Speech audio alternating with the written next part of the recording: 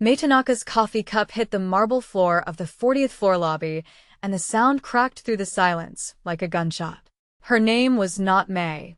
It was Grace Whitfield, and she was 22 years old, 3 weeks out of a temp agency, and about to be late for the most important interview of her professional life.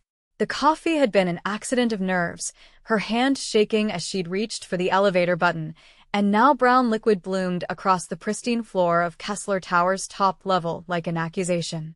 Grace knelt, scrambling for napkins that did not exist in her bag, muttering apologies to no one, because the lobby was empty except for a receptionist who stared at her with the flat, unimpressed patience of someone who had seen worse. "You're here for the assistant position," the receptionist said. It was not a question. Yes. Grace Whitfield. I have an 11 o'clock. You have an 11 o'clock in 4 minutes. Mr. Kurigane does not wait.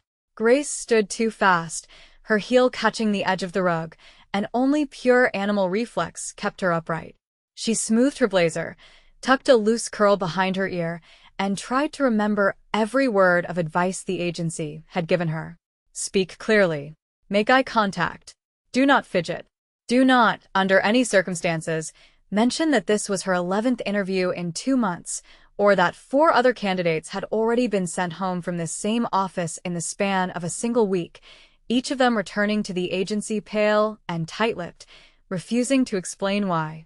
She did not know yet what she was walking into. She only knew that rent was due in 11 days, and that Kessler Tower paid better than anywhere else in the city. The doors to the executive suite opened onto a room built like a cathedral to power. Floor-to-ceiling windows framed the skyline in gold morning light. A black stone table dominated the center of the room, its surface so polished it looked wet. And behind the desk, at the head of that room, sat a man who did not look up when she entered. He was writing something by hand, an old habit in a digital world, his pen moving in short, precise strokes. His hair was dark and combed back, a few strands loose over his forehead.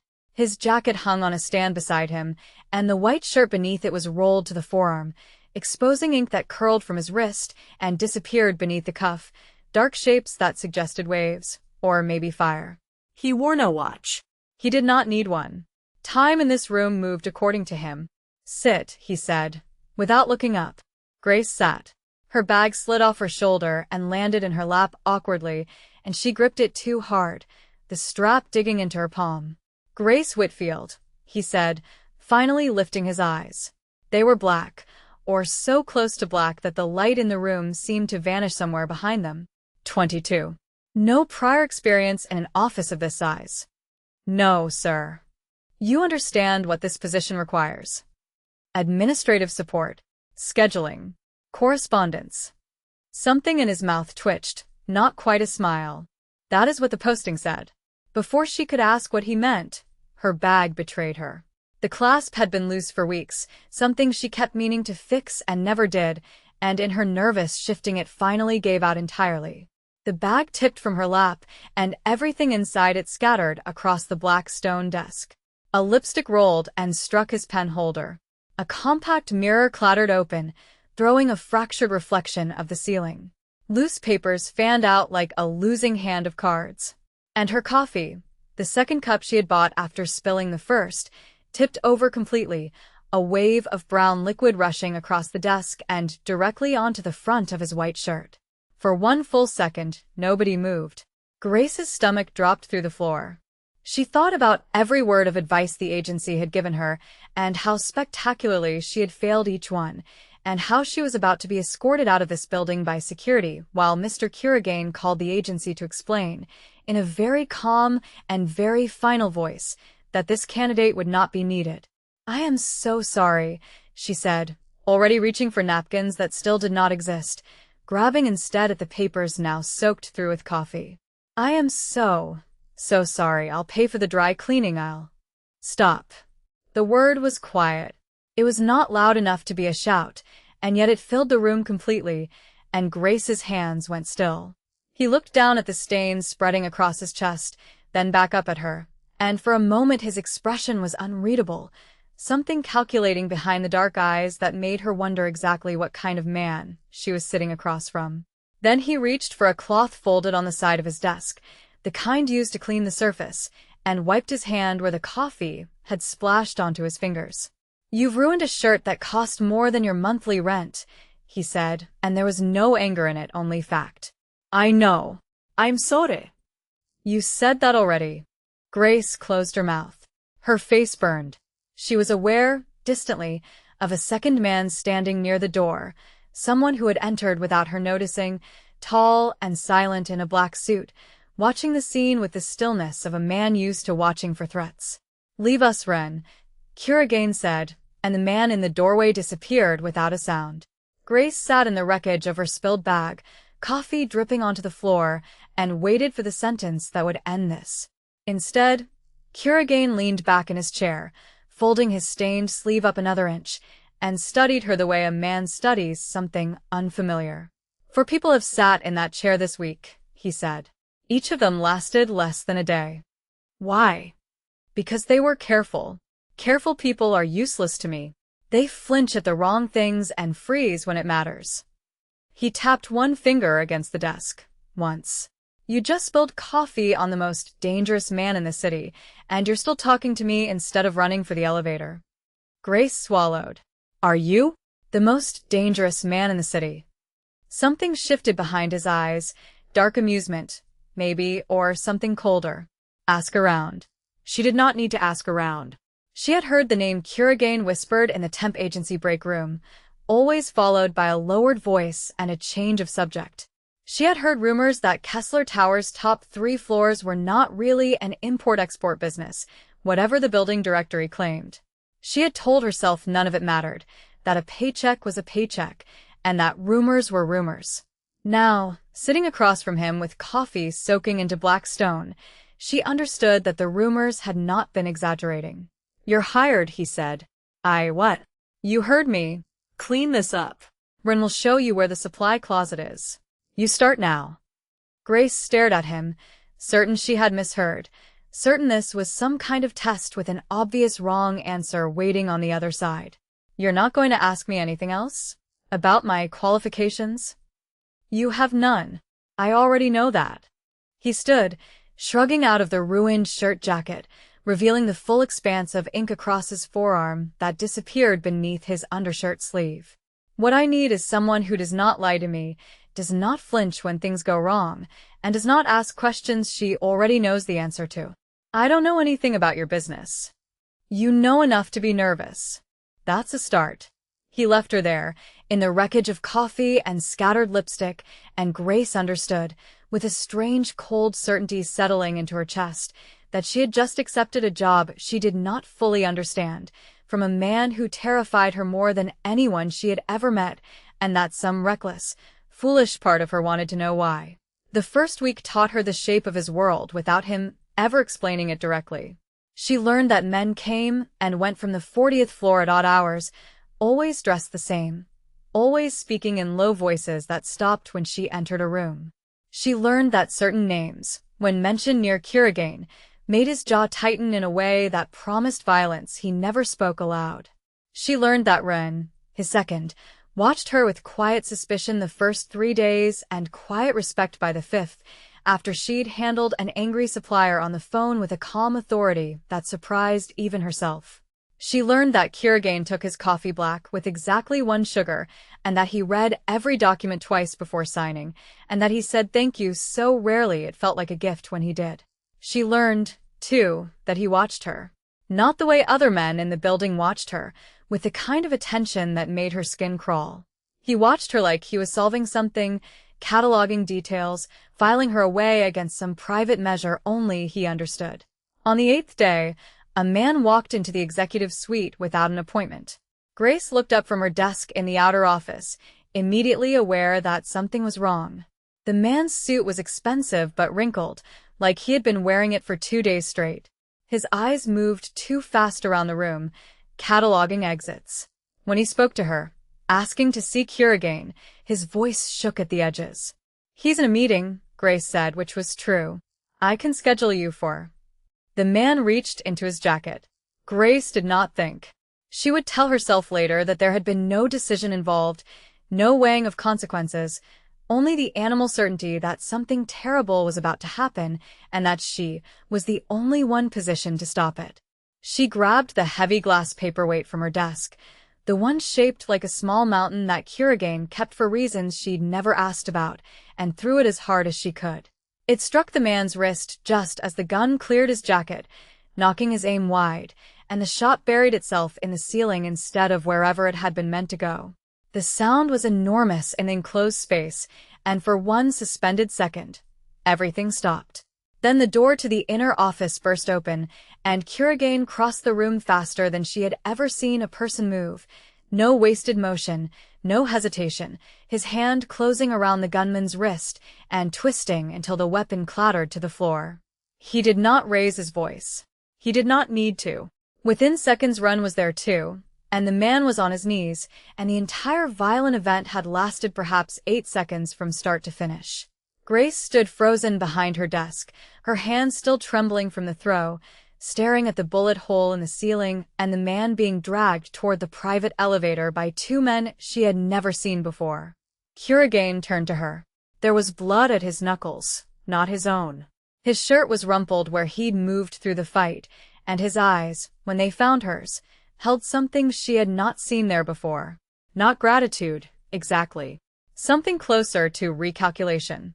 "You could have run," he said. "There wasn't time. There is always time to run. You chose not to." Grace looked down at her hands, still shaking.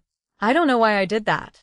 "I do," he said, and did not explain further, and left her standing there with the smell of gunpowder in the air and a question she could not yet answer for herself.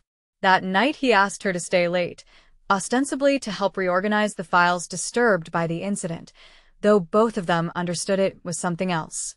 The office was dark except for the desk lamp and the endless glittering skyline outside the windows.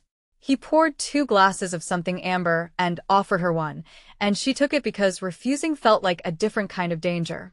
"Tell me about the man who was shot at," she said, because the silence had gone on too long and she needed to fill it with something safer than what was actually happening between them. "His name doesn't matter. What matters is who sent him." Kurogane turned his glass slowly, watching the liquid catch the light. "Someone is trying to remind me that I am not as untouchable as I believe myself to be." "Are you untouchable?" "No one is." He looked at her then, really looked, in a way that made her want to look away and made her incapable of doing so. "I learned that a long time ago. I had a partner once. Someone I trusted with everything, including my life. She died because I believed no one could reach her through me. I was wrong." Grace set her glass down carefully. "I'm sorry." "Everyone says that. You're the first person who said it and meant something different by it." He studied her for a long moment. "You didn't run today. Most people, when they understand what I am, they leave. You threw a paperweight instead. Maybe I'm not smart enough to be scared. You're smart enough to know exactly what you did. That's what makes it interesting." He set his own glass down, and for a moment the distance between them felt smaller than the physical space actually allowed. Grace Whitfield. Careless with coffee. Reckless with paperweights. Entirely too honest for someone in my world. Is that a compliment or a warning? "Both," he said, and something in his voice made the word feel like a hand against her skin. The days that followed moved differently after that. Grace found herself noticing things about him she had no business noticing, the way his jaw tightened before he made a decision he didn't like, the particular quiet that settled over him after a phone call about territory disputes she wasn't supposed to understand. He said her name differently than he said anyone else's, a small weight on the second syllable that she felt every time, low in her chest, unwelcome and impossible to ignore. The trouble arrived again 11 days later, this time in the form of a woman. Her name was I.M. Fujimori, and she arrived at Kessler Tower dressed like she owned the building, escorted by 2 men whose suits fit too well to be anything but soldiers. Grace recognized the tension the moment they stepped off the elevator, the way Ren's posture shifted from relaxed to coiled, the way the whole floor seemed to hold its breath. "Tell your boss I'm here," I.M. said, not looking at Grace directly, the dismissal automatic and practiced. Grace buzzed the inner office. Kuragane's voice was flat when he answered, already knowing, already prepared. Send her in. Grace watched the meeting through the glass wall separating the outer office from the inner one, unable to hear the words, but reading the shape of the conversation in the tension of two bodies negotiating something dangerous. Ayam's hands moved sharply when she spoke. Kuragane's did not move at all, which somehow felt more threatening than any gesture could have been. When the meeting ended 20 minutes later, Ayam paused at Grace's desk on her way out, studying her with open curiosity. So you're the new one, she said. The clumsy one who broke a man's wrist with a paperweight. I didn't break it, just knocked the gun loose. Ayam smiled, and there was nothing friendly in it. You should be careful. Men like him collect things that interest him. He grows tired of them eventually. Or someone takes them away to make a point. Is that a threat? It's an observation. Ayam's eyes flicked toward the inner office door. He lost someone once because he thought his world couldn't touch the people he cared for. He was wrong then. He'll be wrong again. She left without waiting for a response, and Grace sat at her desk feeling the words settle into her stomach like a stone. That evening, Kuragane found her still at her desk, staring at nothing, the words replaying in her mind. He leaned against the doorframe, tie loosened, sleeves rolled to reveal the ink she still had not asked about. She threatened you, he said. It wasn't a question. She warned me. There's a difference. With Ayam, there rarely is. He crossed the room and sat on the edge of her desk, close enough that she was aware of every inch of space between them. You should be frightened of her. Most people are. I'm frightened of a lot of things right now. She's just one more. What else frightens you? Grace looked up at him, and the honesty came before she could stop it, unfiltered and dangerous. You do. Not because I think you'll hurt me. Because I don't think you will, and I don't understand why that matters to me as much as it does. Something moved across his face, quick and unguarded, gone before she could name it. You should leave this job. Tonight. I would give you a reference, money, whatever you needed to start somewhere safe. Do you want me to leave? The silence stretched long enough that she thought he wouldn't answer. When he did, his voice had dropped, quiet and rough at the edges in a way she had not heard from him before. No. Which is exactly the problem. He did not touch her that night. He left the office without another word, and Grace sat alone in the glow of the city lights, her heart working too hard for a room with nothing dangerous in it at all. The attack came 4 nights later, and it came for her directly. Grace was leaving the building later than usual, the lobby empty except for the night guard dozing near the security desk. She'd barely made it 2 blocks when a car pulled alongside her, too slow, too deliberate, and a man stepped out before she could process what was happening. He grabbed her arm hard enough to bruise, already pulling her toward the open door, and Grace understood in one lucid, terrified second that this was Ayam's warning made real. She did not scream. Screaming would waste breath she needed. Instead, she drove her elbow back into the man's ribs with everything she had, twisting free of his grip for just long enough to run, her heels useless against the pavement, her lungs burning as she cut through an alley she'd never used before, praying it led somewhere.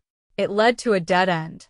She turned, breathing hard, to find the man closing the distance, a second one behind him now, and for one terrible moment, she believed this was where it ended, in an alley 3 blocks from a job she'd held for less than a month. Then a shape moved out of the darkness behind them, fast and utterly silent, and Kuragane's hand closed around the first man's throat before either of them registered he was there. The fight that followed was brutal and brief, economical violence that left both men on the ground within seconds, and Grace stood pressed against the brick wall, shaking, watching the man she worked for become something else entirely, something lethal and precise and terrifyingly calm. When it was over, he turned to her, and for the first time since she'd met him, his composure had cracked entirely. He crossed the alley in 3 strides and gripped her face gently between his hands, tilting it up, checking for injury with an intensity that made her breath catch. I'm fine, she said. I'm okay. You're not okay. None of this is okay. His voice was rougher than she'd ever heard it, something raw underneath the control. I told you to leave this job. I told you. I didn't want to leave. Why? The word came out almost angry, frustration and fear tangled together. Why would you stay in a world that just tried to put you in the back of a car? Grace reached up and pressed her hand flat against his chest, over the place where his heart was hammering as hard as her own. Because I would rather be in danger standing next to you than safe somewhere without you. I didn't choose that. It just became true. His hands tightened slightly against her face. I told myself staying away from you was protecting you. I was lying to myself the entire time. I know, she said. I've known for weeks.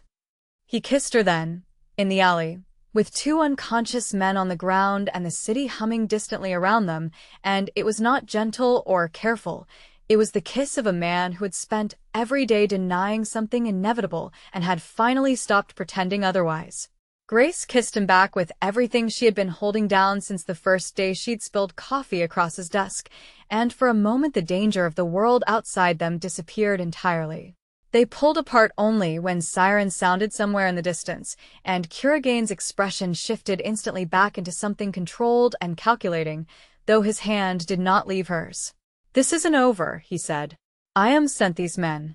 She'll try again. Then we finish it before she gets the chance. He studied her, something like pride moving behind the dark eyes. You want to help me end this? I want to stop looking over my shoulder. There's a difference, and it's not a small one. He nodded slowly, and something passed between them that felt like a decision made together rather than one imposed. Run has information on where she operates. It's dangerous. Everything about this is dangerous. I threw a paperweight at a man with a gun. I think I can handle dangerous. Something that might have been a laugh moved through him, quiet and surprised. You are the least careful person I have ever met. You said that was interesting. It is, he said, and pulled her closer, and for a moment neither of them said anything else at all. The confrontation happened 3 nights later, in a warehouse near the docks that IM used to move product no one in the city was supposed to know about. Kuragane had wanted Grace to stay behind, had argued the point with an intensity that told her exactly how much it cost him to bring her at all, but she had refused, and eventually he had stopped arguing and simply handed her a small blade and told her not to hesitate if it came to that. The warehouse smelled of salt water and motor oil, dim light filtering through high windows streaked with grime. IM stood at the center of it, flanked by 4 men, her expression unbothered by the arrival of the very people she had tried to have killed. You brought your secretary, IM said, almost delighted. How sentimental.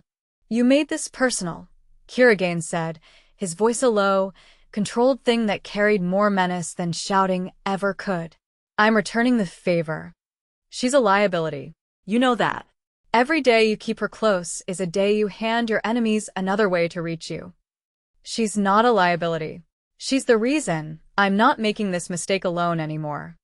IM's men moved first, and the fight that followed was fast and brutal, bodies colliding in the half-dark, the sound of impact echoing off metal walls. Grace found herself grabbed from behind almost immediately, an arm locking around her throat, and she did exactly what instinct told her, driving the blade Kuragane had given her back into the soft tissue above the knee, hard enough that the man released her with a shout. She didn't wait to see him fall. She moved, the way she'd learned to move in this world without ever meaning to learn it, putting distance between herself and the chaos while looking for the next threat before it found her first. Across the warehouse, Kuragane fought like something out of a nightmare made precise, every motion economical, every strike exactly where it needed to be, and IM watched him work through her remaining men with the calculating expression of someone recalculating odds she had believed were in her favor. When only IM remained standing, she reached into her jacket, and Grace, without thinking, without hesitating, threw the same blade she'd used moments before, and over and across the warehouse floor. It struck IM's hand hard enough to send the weapon she'd been reaching for skittering across the concrete, and Kuragane closed the remaining distance in 2 strides, pinning her against a support beam with a hand at her throat. Tell whoever sent you, he said, his voice utterly cold, that the next person who comes for her does not walk away from this warehouse.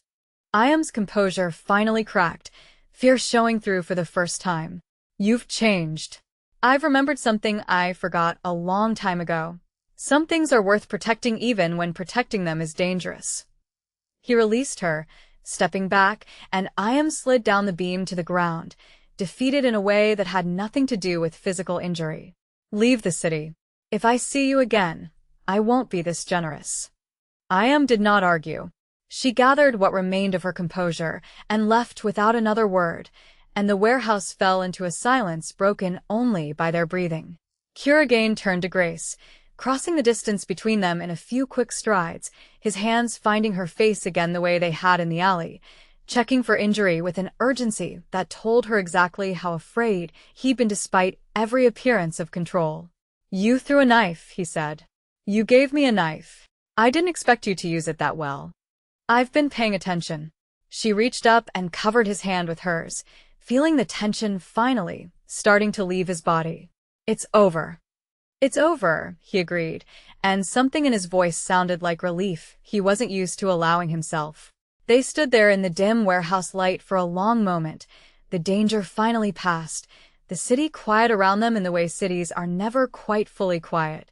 Grace felt the weight of everything that had happened in the past month settle into something that felt less like fear and more like certainty. I should tell you, Kuragain said eventually, that I don't know how to do this. Whatever this is. Neither do I. I've never dated a mafia boss before. That's not what I meant. He tucked a loose strand of hair behind her ear, his touch gentler than she would have believed him capable of a month earlier. I don't know how to let someone matter this much. It's been a long time since I allowed that to happen, and the last time, it ended badly. This isn't the last time. No, he agreed, it isn't. He kissed her again, slower now, without the desperate edge of the alley, and Grace understood that whatever came next, whatever danger or difficulty the world he inhabited would inevitably bring, she had made her choice with open eyes, and she was not going to spend her life regretting it. 3 weeks later, the office had returned to something resembling normal, though normal now included armed guards at the elevator and a security detail that followed Grace even to lunch, arrangements she had stopped arguing about once she understood they came from love rather than control. She still spilled things occasionally, still knocked over the occasional pen holder or dropped a stack of files in her hurry to answer a ringing phone, and Kuragain had stopped pretending to be annoyed by it, had in fact started keeping extra napkins in his top drawer for exactly that purpose. On a Friday evening, as the office emptied and the skyline outside began its transformation into 1,000 scattered lights, Grace found him standing at the window, the same stillness she'd noticed the very first day, except now she understood what lived underneath that stillness, and it no longer frightened her the way it once had. You're staring, he said without turning. I'm allowed to. You're my boss. You're allowed to for other reasons too. He turned then, and the look on his face was one she had learned to recognize as entirely his own, reserved only for her, warm in a way he showed no one else. Come here. She crossed the room and let him pull her against him, his arms settling around her with the certainty of a man who had finally stopped questioning what he wanted. Outside, the city continued its endless motion, indifferent to the two of them standing together in the quiet, and Grace thought, not for the first time, that she had walked into this building 3 weeks late for an interview, coffee-stained and terrified, and somehow found exactly where she was meant to be. If you enjoyed watching Grace and Kuragain find each other in the middle of all that danger, make sure to hit that like button and subscribe for more stories just like this one.